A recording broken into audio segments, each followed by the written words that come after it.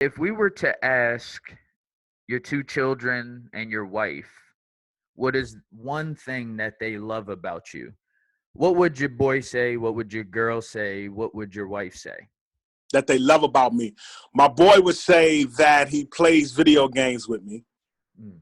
and plays basketball or football with me. My girl will say, if you can understand what she's saying, she probably say that I pick her up. My wife say that he supports me. Mm. And how big is support in a relationship? Oh man, it's huge. If you're not, Can you make it without it? Or I let me don't question it differently. necessarily. Can you reach your full potentiality in a relationship where you're not getting support? Oh, absolutely not. And I don't even know if I could term it a relationship if you're not getting support. I would term it a situation. All right, you got to explain that a little bit because somebody that's watching The essence of relationship suggests that there are things that both people are giving and taking. If you're always taking or if you're always giving, to me, that's more of a situation than it is a relationship. You should never be in. I mean, we can term it relationship, but I just think, man, at some point it's going to be very difficult for a person to continue to move forward in a situation where they're never supported, where they're always giving.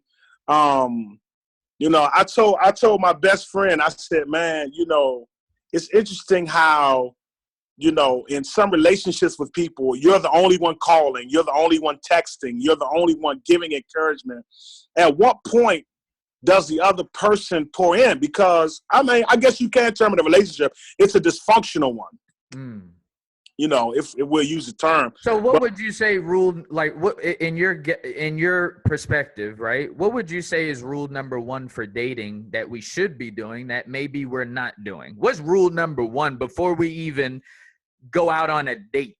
I'm gonna be quite candid. That's a difficult question for me to answer, and let me tell you why.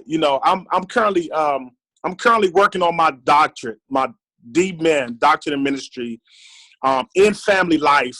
My dissertation is entitled "An Alternative to American Dating Practices for Young Adults." Okay, so I'm basically suggesting that current American practices in dating is not producing better marriages. So if it's not, which it isn't, 50%, at least 50% of all marriages end in divorce. That's a fact. I'm inside and out of the church. That's not a conjecture. That's not an assumption.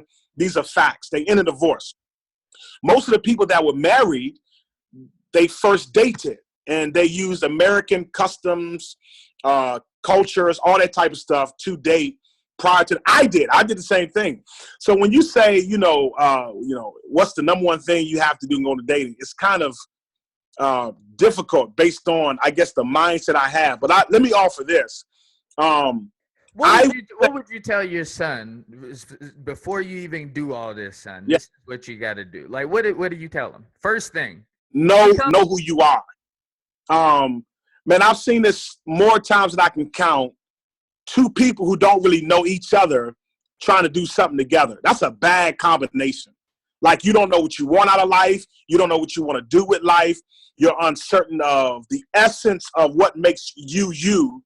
And you want to combine that with somebody else who don't know who the heck they are. And then y'all trying to make something.